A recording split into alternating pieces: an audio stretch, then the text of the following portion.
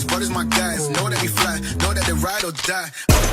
Why they wanna move like that? Where you want gone? Why you want act like that? Why you play hard? No rush, go on, move dumb. Back and forth, push and shove. Hello guys, मैं आ गया Hitler. Welcome back to our channel. So guys, आज की video start करने से पहले मेरा नाम बताना बहुत जरूरी है, बिकॉज वीडियो देखने के बाद कुछ लोग बोलेंगे कि ये देशद्रोही है, ये है, ये वो है। तो लोगों को पता होना चाहिए कि मेरा नाम तरुण देव है। और गाइस, आज की वीडियो में हम बात करने वाले हैं एक ऐसी महिला की, एक तो सही से ये भी नहीं पता कि ये है कौन, जिनको सिर्फ लोगों में हिंदू मुस्लिम के झगड़े करवाने के अलावा कुछ नहीं आता। तो ज्यादा ना किसी का टाइम बचाए, वीडियो को स्टार्ट करते हैं। अभी मजा आएगा ना भिड़ो। आपको नौकरी नहीं मिली? स्टूडेंट आपको नौकरी नहीं मिली? बहुत अच्छी नौकरी, मेरा खुद का बिजनेस है भाई साहब। मेरा खुद का बिजनेस है। तो आप क्या डिजाइनर हूँ मैं। अच्छा, क्या क्या करती हो आप? क्या क्या करते हो? नफरत फैलाने के अलावा? नफरत फैलाने के अलावा क्या क्या करते हो? कांग्रेस से चमचा है क्या? नहीं, नौकरी क्या क्या करते हो? बात करिए तमीज से, तमीज से, तमीज से, तमीज से। इन मैडम को आप लोग जरूर जानते होंगे।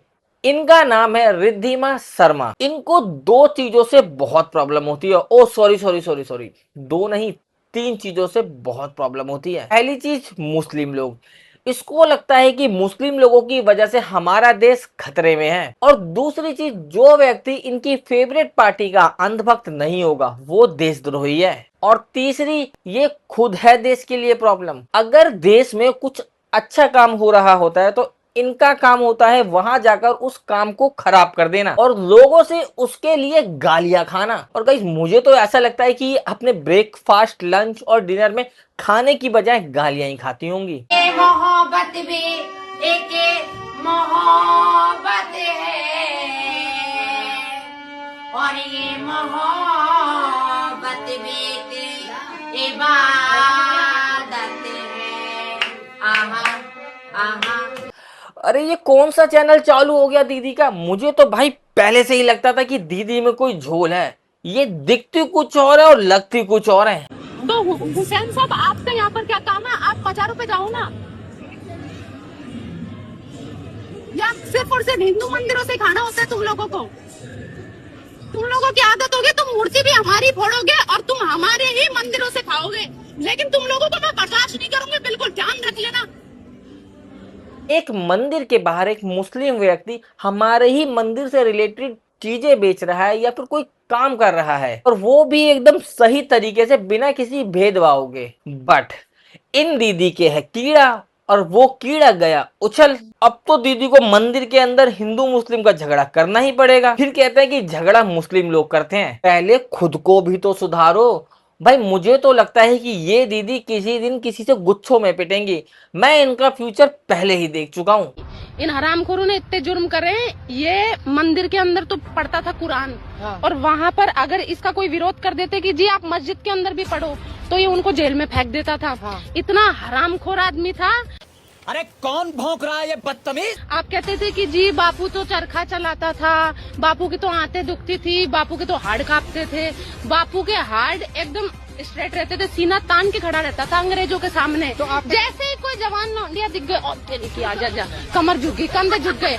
अभी मैं गाली नहीं दे सकता। नहीं, गाली नहीं देना। फैमिली देखती है, वरना मैं ऐसे गाली दूं, ऐसे गाली दूं ना, जिंदगी भर याद रखें ये बात। अब हमारी दीदी जी का ये कहना है कि महात्मा गांधी जी मंदिर में जाकर कुरान पढ़ते थे। लड़कियों को देखकर महात्मा गांधी जी के कंधे यूं झुक जाते थे। इन दीदी को बस ये लगता है कि हमारे देश को आजाद करने में इनकी फेवरेट पार्टी के लीडर का हाथ है और किसी का नहीं। और इन दीदी के अकॉर्डिंगली मुझे तो लगता है कि भाई हमारा देश 15 अगस्त 1947 में आजाद थोड़ी हुआ था, 2014 में हुआ था। उद्देश्य मुल्ला मुक्त भारत करना। जितने भी कट्टी पतंगे सारी आउटसाइड चले जाए। अपने धर्म के लिए जागरूक रहो, अपनी परंपरा के लिए जागरूक रहो। हिंदू हिंदू करना सीखो, हिंदू मुल्ला करना मत सीखो।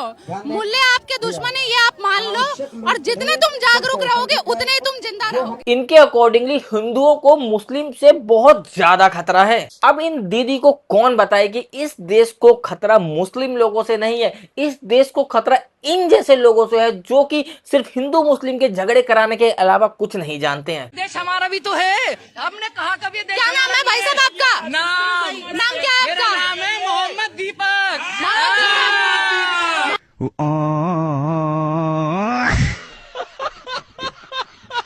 बस इस मैडम से पहले कोई डिबेट कर ले, सबसे पहले तो वो ये देखेंगे कि ये बंदा हिंदू है या मुस्लिम है, फिर उसके अकॉर्डिंगली बात करेंगी कि तुम देशद्रोही हो या तुम सुअर हो। वो बात अलग है कि हकीकत में कौन क्या है पब्लिक को पता है। पंडित बदनाम हो गया सिर्फ 51 रुपए की दक्षिणा को लेकर। मौलवी ने जमकर हलाला किया, फिर भी अगला पाक साफ कहलाया। पंडितों को तो तूने बचा लिया 51 रुपए की दक्षिणा बताकर, और नियोगों की औलादों को छुपा दिया। आसाराम बाबा, बाबा राम रहीम और नए बाबा चैतन्य को अपने आंचल में दबा। ये जो बाबा लोग रेप के केसेस में जेल के अंदर हैं, ये उनके बारे में थोड़ी कुछ बोलेगी, वो तो हिंदू है ना। अगर उन बाबाओं का नाम चेंज कर आप किसी मुस्लिम नाम पर रख दोगे तो ये जरूर उनके खिलाफ 60-70 रील बना देगी। गाइस मैं बोलता हूँ ना कि हमारा देश चुनौतियों से परेशान नहीं है, चूतियों से परेशान है, और वो चूतिये कुछ ऐसे दिखते हैं। कहीं न कहीं आप लोग जैसे कट्टरपंथी सोच वाले जो हिंदू हैं, वो लोग ऐसी बातें करेंगे तो कहीं न कहीं सांप्रदायिक हिंसा वाली सोच क्या होती है सर? कौन सी कट्टरपंथी सोच? किस मूल्य को काट दिया हमने भाई? कौन से मूल्य का गला रहता है हमने? हमारे भाई कौन सी मूल्य छोरी को भगा के लिए आए? कुछ नहीं करे। कट्टरपंथी ये सुअर है। अगर अपने धर्म के लिए कट्टर होना अगर हमें जरूरत है आज, तो हमारे लोगों को होना चाहिए। ये जिहाद के लिए जब कट्टर हो सकते हैं, हम हमारे हिंदुत्व को बचाने के लिए कट्टर नहीं हो सकते? क्यों नहीं हो सकते सर?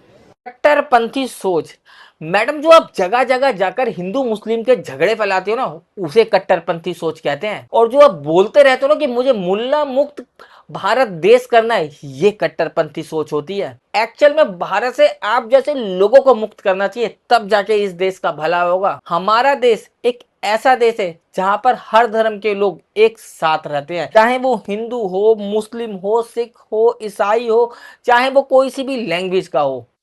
हमारा एक ऐसा देश है जहां पर हर तरह का कल्चर निभाया जाता है, हर तरह की लैंग्वेज बोली जाती है। बट इन जैसे लोग अगर हमारे देश में सिर्फ नफरत फैलाने के अलावा कोई काम नहीं करते। कहाँ पर गए हो सारे हिंदू तुम लोग? क्या तुम्हारा खून पानी हो चुका है? यहाँ पर मुसलमानों के विधि विधान से पूजा पाठ हो रहे हैं।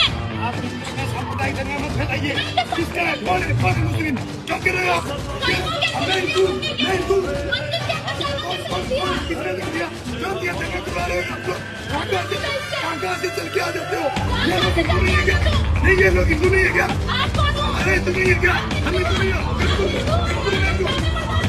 बिल्कुल नहीं तू, बिल्कुल नहीं तू। आज तुम दंगा कराने की से चल के आ जाते हो। हमारी सांप्रदायिकता फैला रहे हो हमारे मंदिर पर। गाइस मैं अभी भी बोल रहा हूँ, किसी दिन इन दीदी की एक रील बहुत वायरल होगी जिसमें ये बोल रहे होंगे कि मुझे माफ कर दो। बंद करो हाथ जोड़ के। मैं आपने नीट के पेपर पे कितनी बार सवाल उठाया? मैंने भाई साहब मैंने सवाल जहाँ उठाया आप देखोगे नहीं। कहाँ आप उठाया? उस चीज को झूठ नहीं, आप एक बार बता दीजिए कि आपने धर्मेंद्र प्रधान से सवाल पूछा हो। कि तुम कीड़े मकोड़े क्यों बन रहे हो? इंसान बन लो ना। अरे इंसान बन के कौन? इंसान बन के आज तक किसी ने सुनी? और कीड़े मकोड़े किसी ने सुनी है इंसान बन के आज तक किसी की? बताइए भाई, एक होते हैं पढ़े लिखे लोग और एक होते हैं अनपढ़ लोग, बट दोनों में एक समझ सेम होती है। उन्हें एटलीस्ट ये पता होता है कि क्या गलत है और क्या सही। पर ये मैडम दोनों कैटेगरी से बाहर है। एग्जाम्स के पेपर लीक, बच्चों के सुसाइड्स और भी बहुत सारे मसले हैं देश में, बट दीदी उन मसलों पर बात नहीं कर सकती ना, बिकॉज वो इनकी अंधभक्त वाली पार्टी और इनके अंधदाता हमारे जो देश के लीडर हैं उन पर सीधा सीधा सवाल जो उठ जाता है। इसलिए ये उनको बचाने के लिए हर मसले में अपना मुद्दा घुसेड़कर हिंदू मुस्लिम करती रहती है। और भाई सच में इसे इसके अलावा कुछ नहीं आता। सरम बाबू रेप के केस में जेल में गए हैं। इस तरीके की तुमने देखा था कि रेप करते हुए तेरे सामने टेलीकास्ट हो रहा था? सुअर, सबसे आप सुअर किसको कह रही है? कौन यहाँ सुअर है? कौन सुअर है यहाँ पे? कौन सुअर है यहाँ पे? वो कुछ नहीं। अरे क्यों देंगे? क्यों देंगे? फिर उमर खालिद के साथ क्यों खड़े हो? कौन उमर खालिद? हम तो नहीं जानते। हम यहाँ धर्मेंद्र प्रधान के रेजिग्नेशन के लिए आए हैं। दिक्कत दीदी को ये है कि पहले तो ये हिंदू मुस्लिम एक साथ खड़े क्यों हो गए, और दूसरी बात ये है कि इनके पापा जो इनके अकॉर्डिंगली देश संभाल रहे हैं उनसे ये पब्लिक सवाल क्यों पूछ रही है। भाई सभी लोग ज्यादा से ज्यादा स्टार भेजो, ऐसे ही हिंदुत्व का काम होना नहीं, मैं आपको बता। दीदी को पैसों की दिक्कत हो गई है गाइस, जल्दी जल्दी स्टार भेजो, हिंदू बहुत खतरे में है। इसका भी एक अलग चुतियापा चल रहा है। तो देखो बहुत छेड़खानी हुई है। सुभाष चंद्र बोस जी जो थे मैडम, उनको तो 14 सीटें आई थी, एक सीट थी चाचा नेहरू के पास, लेकिन उसको बना दिया था ना प्रधानमंत्री। देश आजाद हुआ 15 अगस्त 1947 को, और उसी टाइम हमारे देश के पहले प्रधानमंत्री बने श्री पंडित जवाहरलाल नेहरू, और श्री सुभाष चंद्र बोस जी की डेथ 18 अगस्त 1945 को हुई थी। देखा, अगर ये दीदी थोड़ा सा पढ़ लेती तो इनको काश पता होता कि किसको क्या और कब और कैसे बोलना होता है। ये सिर्फ मुंह से गोबर नहीं निकालती है, इसके दिमाग में भी गोबर भरा हुआ है। अभी अनुराग ठाकुर जी का वीडियो उठा रही है कि मंगलवार के दिन देखो कुछ लोग मछलियां खा रहे हैं, ये वो, किसी को नहीं पता वो मछली है क्या है। क्या बात कर रहे हैं?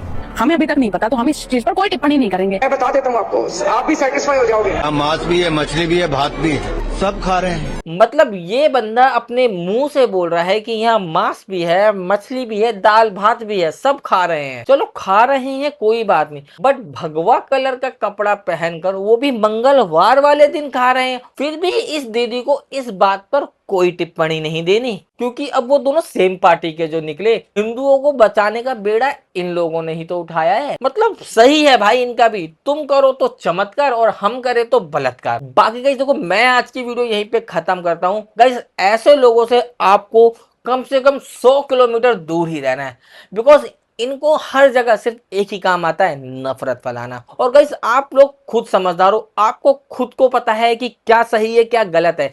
इन जैसे चूतियों के चक्कर में कभी मत आना। अगर वीडियो को अच्छी लगे तो वीडियो को लाइक करो, कमेंट्स करो, कमेंट्स में लिखो कि कौन सा पार्ट आपको वीडियो में अच्छा लगा, नेक्स्ट वीडियो किस टॉपिक पर होनी चाहिए। मेक श्योर हम ट्राई करेंगे कि उस टॉपिक पर हम वीडियो जरूर बनाएं।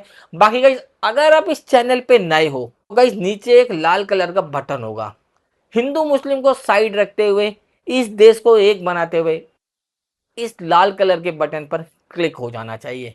बाकी मिलते हैं गाइस बहुत ही जल्द एक नई वीडियो में।